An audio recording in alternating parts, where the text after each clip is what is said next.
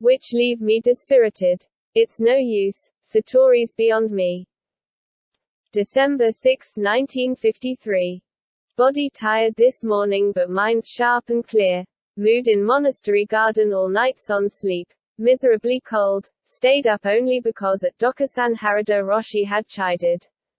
You'll never open your mind's eye unless you develop the strength and determination to do zazen all night. Some of the sitters have been up every single night in zazen. Quote ellipsis. Around midnight prostrated myself before statue of Buddha in main hall and desperately prayed.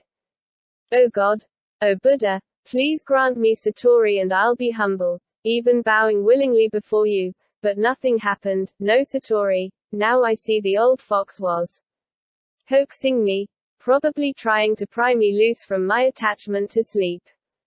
Shouting and clouting by Godo and his assistants getting fiercer and fiercer, the din and tumult of the last 3 nights beyond belief.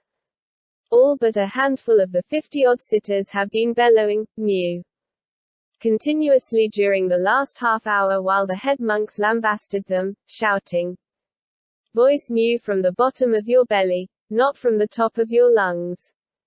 And later the shrill, mewing, throughout the night in the cemetery and hills, like that of cattle being readied for slaughter. I'll bet it kept the whole countryside awake. This walloping doesn't enliven me one bit. Godo must have clouted me 15 minutes straight last night, but it produced only a sore back and bitter thoughts. Why hadn't I grabbed his stick and given him a dose of his own medicine? Wonder what would have happened if I had. At Dokusan told Harada-roshi. The trouble is I can't forget myself. I'm always aware of myself as subject confronting mu as object. I focus my mind on mu, and when I can hang on to it I think. Good. Now you've got it. Don't let go. Then I tell myself. No. You mustn't think good. You must think only mu. So I clench my hands. Bear down with every nerve and muscle, and eventually something clicks. I know I've reached a deeper level of consciousness because no longer am I aware of inside or out, front or back. Exhilarated, I think. Now I'm getting close to Satori. Every thought's vanished. Satori'll hit me any moment. But then I realize I can't be close to Satori so long as I'm still thinking of it. So, discouraged, my hold on mu loosens and mu's gone again. Then I have this problem. You've told me to make my mind as barren of preconceptions as an infant's, with no self-will or ego. But how can I be free of ego when the Godo cracks me furiously and urges me to strive harder and harder and to bear down on mu? Isn't such purposeful striving on my part an expression of ego? Instead of banishing ego, it seems to me I'm bolstering it. Quote ellipsis. The mind of ego and the mind of purity are 2 sides of the same reality. Don't think, this is ego, this is not ego. Just concentrate on mu. That's the way to realize the mind of purity. It's like a man who is starving. He doesn't think, I'm hungry, I must get food. So completely absorbed in his hunger is he that he finds something to eat without pondering. If you self-consciously think, I want Satori, I must get Satori, you'll never attain it. But when from the bottom of your heart you have a deep yearning for self-realization, Satori will come if, absorbing yourself wholly in mu, you concentrate your mind and strengthen your hara. Mu must occupy your entire mind, resounding in your hara. Don't try to anticipate Satori. It comes unexpectedly. When your mind is emptied of every thought and image, anything can enlighten it. The human voice, the call of a bird, but you must have stronger faith. You must believe you have the capacity to realize your true nature, and you must believe that what I am telling you is true and will lead to what you seek. Quote ellipsis. Dokusan with the old lions always a shot in the arm, so once again charged into mu. Quickly exhausted my energies, and got struck not by Satori but by a barrage of thoughts. I'm stymied. If I push hard, I soon tire and my body and mind wilt. But if I don't dig in, Godo whacks me or else yanks me off my seat and shoves me into Dokusan. When I appear before Harada-roshi he asks, "Why do you come when you can't show me mu?" Or else he bawls me out for my half-heartedness. Are they trying to drive my thoughts out of my mind or to drive me out of my mind? They're deliberately trying to create an artificial neurosis. Why don't I quit? Crash. Bang.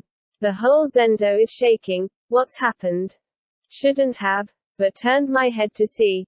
The old lion has just broken the longest kaisaku in the zendo across the back of Manjushri's shrine. You're all lazy. He yells. You have within your grasp the most precious experience in the world, yet you sit dreaming. Wake up and throw your lives into the struggle, otherwise Satori will elude you forever. What strength of spirit, what power in that frail 5'3", 84-year-old body. December 7, 1953. Too exhausted to sit up with the others last night. Might just as well have. Though. Their raucous, mewing, throughout the night kept me awake anyway. Roshi says this last day is crucial and not to weaken, but my do-or-die spirit's gone, the race is over and I'm just an also-ran.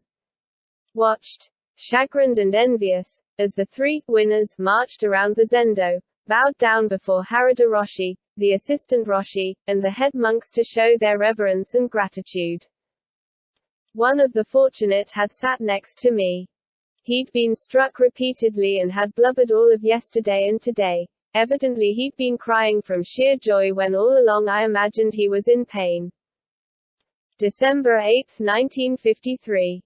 Together with Nakagawa-roshi had tea with Harada-roshi after session, his forbidding session manners gone. He's gentle and radiant as the sun. After a pleasant chat he invited us to stay for the formal ceremonies that afternoon commemorating the Buddha's enlightenment. Watched in utter fascination as Harada-roshi, the assistant roshi, and 10 senior monks, attired in their ceremonial robes, again and again prostrated themselves before the Buddha, changed sutras, tossed their sutra books in the air, beat drums, rang bells, struck gongs, and circumambulated the main hall in a series of rituals and ceremonies to honor Shakyamuni Buddha and celebrate his immortal enlightenment. These ceremonies glow with the living truth which these monks have obviously all experienced in some measure, yes. Through these rituals they are reaffirming their link with the great Buddhist tradition, enriching it and allowing it to enrich them so they may extend its chain into the future. If I likewise embrace this tradition, I can forge my own link with Buddhism and its tremendous resources for enlightening the human mind. Now I know why I tired so quickly of church and synagogue services in the United States. The priests and rabbis and ministers obviously had no intimate experience of the God they preached so glibly about. That's why their sermons and ceremonies were stale and lifeless. January 9, 1954. Back in Kyoto, tired, half-frozen, and sore but inwardly alive. January 20, 1954. Good to return to Ryutakuji, in Kyoto, p. And I merely talked Zen. With each other and with the professors. Here I practice it. Though painful, practice is rejuvenating. My mind's a swamp of stagnant opinions, theories, impressions, images. I've read and thought too much, experienced without feeling. I need to recover the freshness of my jaded sensibilities, to face myself honestly, nakedly. And this I can best do through zazen in the monastery. April 8, 1954. My second Hosshinji session is over.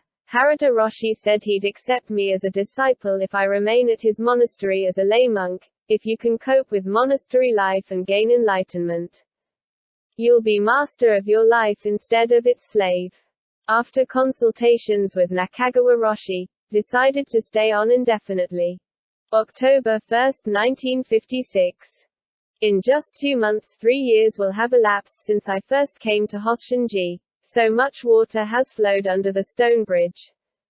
Or should I say, so many stone bridges have flowed over the motionless water, have toiled with the monks in the heat of summer and shivered with them on snowy takuhatsu, felled trees, planted rice, cultivated the gardens, cleaned the outhouses, and worked in the kitchen with them. I've shared their heroic, dedicated moments, joined in their petty intrigues. Sitting, sitting, sitting. One painful session after another. Then more zazen morning after morning. Night after night, and night into morning. Dazzling insights and alluring visions have filed through my mind, but true illumination, Satori, still eludes me. Tangen San, my wise monk guide interpreter friend, solemnly assures me that just doing zazen wholeheartedly each day brings greater rewards in serenity, clarity, and purity than does a quickly attained kensho which is unnurtured by further zazen. Is this a consolation prize or another of Zen's paradoxes which needs the personal experience of enlightenment to be understood? He insists I've gained in fortitude and purity, though I see little evidence of it. Every one of my allergies has disappeared. My stomach pains me only occasionally. I sleep well. The dark fears which formerly haunted me, my cherished dreams and hopes, all these have withered away, leaving me lighter and with a clearer sense of the real, but I'm still the hungry dog next to the tank of boiling fat that is Satori. I can't taste it and I can't leave it. November 15, 1956. Is it worth struggling with the cold sparse diet through another long winter, waiting, waiting, waiting? A number of my friends, the older serious monks, will soon be leaving for temples of their own.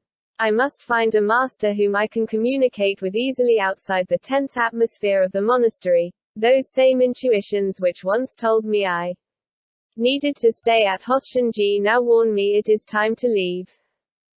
November 23, 1956. Left Hosshinji today carrying enough presents and advice to last me a long time. The heartwarming farewells have dissipated whatever chill remained from those icy Obama winters. November 25, 1956. Nakagawa-roshi took me to Yasutani-roshi. He will be a good teacher for you. He is in Harada-roshi's line. His disciples are chiefly laypeople. You need not stay in a monastery but can live in Kamakura and attend his session in the Tokyo area. Quote. December 3, 1956. Joined my first session at Yasutani-roshi's mountain temple, an ideal place for zazen. It nestles high in the hills away from the noises of the city. A scant 8 participants. Probably because the session's only 3 days and hard to get to. Atmosphere's real homey. The Roshi eats with us family style, and what a charming twist. The Godo's a 68-year-old grandmother, the cook and leader of the chanting a 65-year-old nun. Between them they manage the entire session. Each sits like a Buddha and acts like one. Gentle, compassionate, and thoroughly aware. Ellipsis. What a huge relief not to be driven by a savage Kaisaku or verbally belted by the Roshi at Dokusan. The manual work after breakfast is stimulating and the afternoon bath immensely soothing. Completely at ease with Yasutani-roshi. His manners gentle yet penetrating. He laughs easily and often. At Dokusan he told me, for enlightenment you must have deep faith. You must profoundly believe what the Buddha and all the great masters from their own first-hand experience declared to be true. Namely, that everything, ourselves included, intrinsically is Buddha nature. That like a circle, which can't be added to or subtracted from, this self-nature lacks nothing, it is complete, perfect. Now why if we have the flawless Buddha nature are we not aware of it? Why if everything in essence is wisdom and purity itself is there so much ignorance and suffering in the world? This is the doubt mass, which must be dispersed. Only if you deeply believe that it was neither a mistake nor deception when the Buddha affirmed that we are all inherently whole and self-sufficient can you tirelessly probe your heart and mind for the solution to this paradox. Quote ellipsis. This is what perplexes me no end. Why haven't I attained Kensho after 3 years of backbreaking effort when others who have labored neither as long nor as hard have got it? Some I know have come to Kensho at their very first session with little or no previous zazen. Quote ellipsis. There have been a few rare souls whose minds were so pure that they could gain genuine enlightenment without zazen. The sixth patriarch, Ino, was such a one. He became enlightened the first time he heard the Diamond Sutra recited. And Harada-roshi has related the case of a young girl student of his who got Kensho during his introductory lectures the very moment he drew a circle and declared the cosmos to be indivisibly one. But most have to do zazen tirelessly to win enlightenment. Now don't feel anxious about awakening. For such anxiety can be a real hindrance. When you enter the world of enlightenment you take with you, so to speak, the results of all your efforts, and this determines the quality of it. Accordingly, your Kensho will be wider and deeper by reason of the zazen you have done. In most cases a Kensho quickly attained is shallow. Do zazen with zeal and self-realization will take care of itself. Ellipsis.